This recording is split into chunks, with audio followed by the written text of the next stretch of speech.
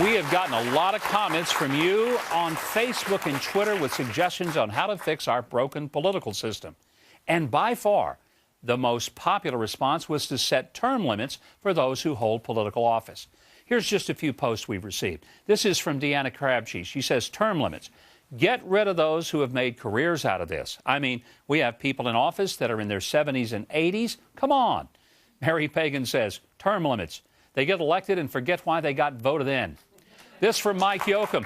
He says, this self-serving stuff has got to stop, starting with term limits and zero exemptions from the laws they impose on the rest of us. And from Christina Stroud, get rid of career politicians. Denise Martinez says, get rid of the outdated old guard, need some fresh ideas and new blood. Well, American citizens want term limits, but politicians hate the very idea. So is there a realistic possibility that we can get term limits in Congress? Joining me now is Tim Jacob. He's the chairman of Arkansas Term Limits. Tim, great to see you again. Thank you very much. All right, Tim, you and I worked on a term limit initiative back in 1992 in Arkansas. Yes, we did. It passed overwhelmingly, the largest margin by a ballot initiative at that time.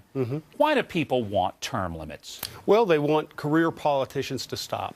They want a shared responsibility in government, and that's what it's all about. There are so many able and talented people in our state and every state, and it needs to be a shared responsibility. We don't want people staying in there forever. They forget why they were sent.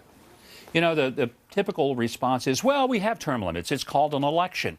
So why isn't that a term limit? Well, incumbents get 88% of all campaign contributions, first of all, and they use their office in order to keep themselves in power. And we just think it's a shared responsibility. There's no reason for someone to be in office for a career. We don't want a royal class here. This is a different type of country.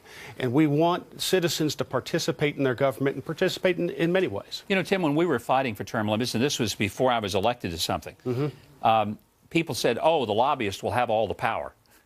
Well, my experience, having watched it over the past 20-something years, was that the lobbyists have a lot less power when there are term limits. That's exactly right. We're still waiting for the first lobbyist in the last 20 years to support term limits. It's never going to happen. It makes their job harder. And lobbyists have an important part in the political system, but they don't need to be kingmakers. They need to be an information source. Do we ever get to the place where Congress has term limits? Because, look, there's some good guys in Congress. I understand that. I like a lot of them.